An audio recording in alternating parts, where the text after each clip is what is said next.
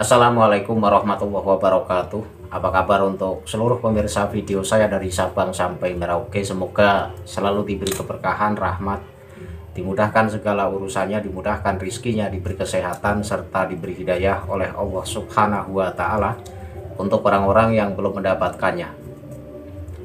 Kali ini saya mencoba membuat satu video di lokasi yang berbeda. Ini di lokasi kerjaan saya. Tahu kan kalau orang Pekalongan apa yang ada di belakang saya ini? Ini dikonveksi. Jadi yang jelas kerja halal tapi tidak dawir. Ketika yang lain itu backgroundnya itu tumpukan kitab, ya saya backgroundnya tumpukan baju. Ini bisa lihat, ini tumpukan baju. Nah, yang akan saya bahas ini masih terkait Habib Lutfi bin Yahya. Dalam satu ceramah, seorang penceramah, entah ini Habib atau entah ini Mukibin, saya tidak begitu memahami. Yang jelas penceramah ini awalnya bicara soal ciri-ciri wali Allah, kemudian membaca ayat ala inna auliya Allah la khaufun alaihim wa lahum yahzanun, tapi tiba-tiba masuk pada inti pembahasan, yaitu glorifikasi seorang tokoh, mengglorifikasi terkait kehebatan Habib Lutfi yang menurut saya tidak masuk akal, dan ini merupakan sebuah bohong-bohongan agar apa ya, agar branding sebagai waliullah, branding sebagai ulama masyhur ini melekat dalam diri Habib Lutfi bin Yahya, dan yang membranding ya sesama Habib. Nah, disebutkan bahwa Rasulullah itu mirip Habib Lutfi, artinya Rasulullah itu wajahnya seperti wajah Habib Lutfi bin Yahya. Ini yang tidak saya terima. Ketika Rasulullah sampai menyamar sebagai Habib Lutfi bin Yahya, ini berarti Rasulullah itu benar-benar dekat dengan Habib Lutfi. Kalau memang Habib Lutfi bin Yahya dekat dengan Rasulullah, tentu tidak bakal memalsukan makam, tentu tidak bakal membuat cerita-cerita palsu demi untuk menghebatkan dirinya, tentu tidak akan merebut jatman, membelah jatman, kemudian menjadi jatma, dan lain sebagainya. Ini saya rasa sebuah kebohongan yang sengaja dibuat-buat oleh sesama Ba'alawi untuk membranding rekan-rekannya. Jadi nggak ada istilah Habib itu nggak wali, itu nggak ada. Semua Habib ya wali. Nah, ini yang saya sebut sebagai pendobolan yang luar biasa. Nah, seperti apa ceramah dari Mukibin atau Habib ini? Sebelum saya kritisi dan sebelum saya komentari, mari kita simak dulu video yang akan tayang berikut ini. Terkait dengan ayat ala inna auliya Allah la khaufun alaihim wa lahum yahzanun. Ingatlah, sesungguhnya wali Allah itu tidak punya rasa takut dan khawatir. Siapa mereka? Alladzina amanu wa hum yattaqun. Merekalah yang orang yang beriman dan orang yang bertakwa. Nah, terus wali niku oleh apa? Lahumul busyra fil hayatid dunya wa fil akhirah. Mereka akan selalu mendapat busyra, kabar gembira. Kabar gembira yang dimaksud di dalam tafsir Qurtubi ditanyakan oleh Imam Abu Darda, seorang sahabat, ya Rasulullah, ada orang yang dicintai Allah, ada orang yang mencintai Allah mendapatkan busyra. Apa itu busyra ya Rasulullah?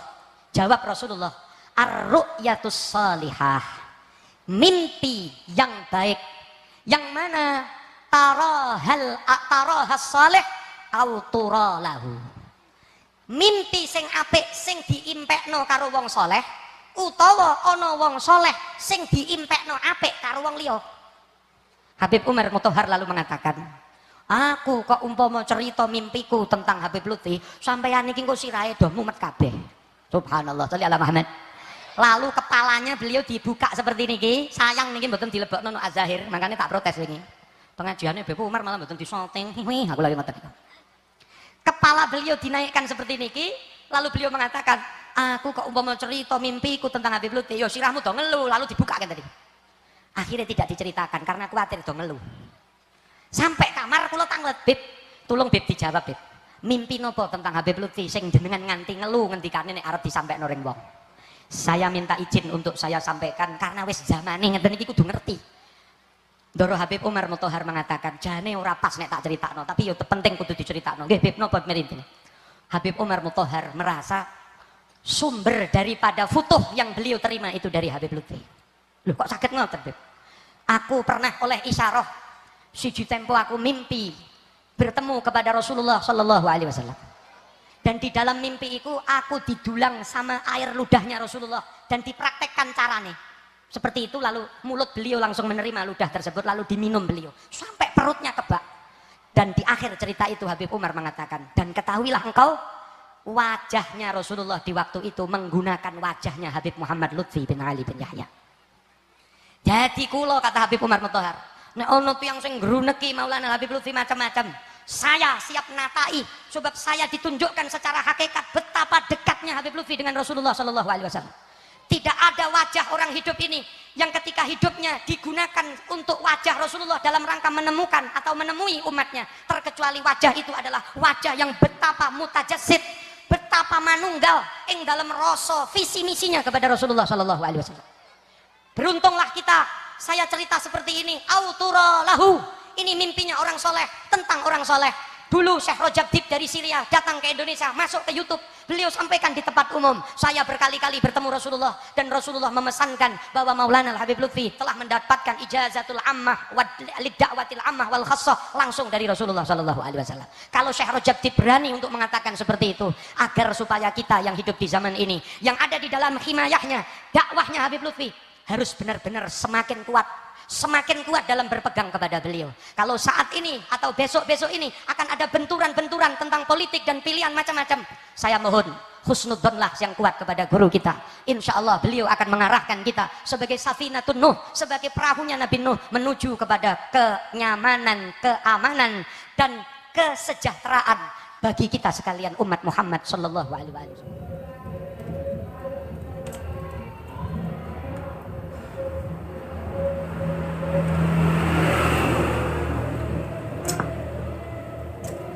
Dari video yang baru saja kita saksikan, seorang penceramah dengan berapi-api menjelaskan bahwa wali itu tidak takut apapun.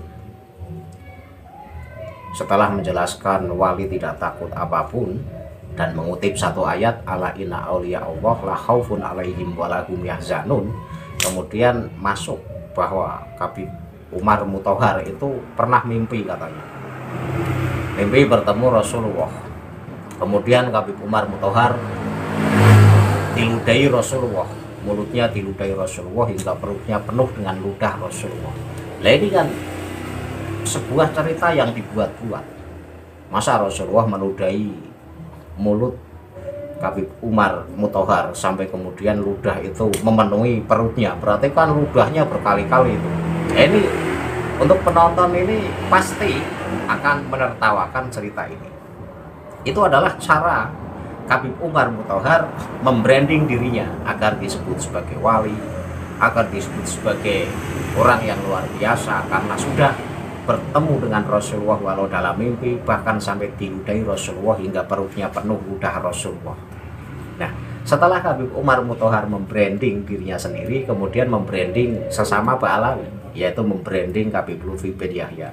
Disebutkan katanya Habib Lutfi bin Yahya diceritakan oleh Habib Umar Mutahar bahwa pada saat Rasulullah meludahi Habib Umar Mutahar, itu Rasulullah wujudnya itu wujud Habib Lutfi bin Yahya. Nah yang kayak gini langsung dipercayai. Kalau memang ini benar-benar mimpi itu nyata pernah terjadi, kok kenapa tidak pernah punya pikiran jangan-jangan itu iblis yang menyamar Rasulullah?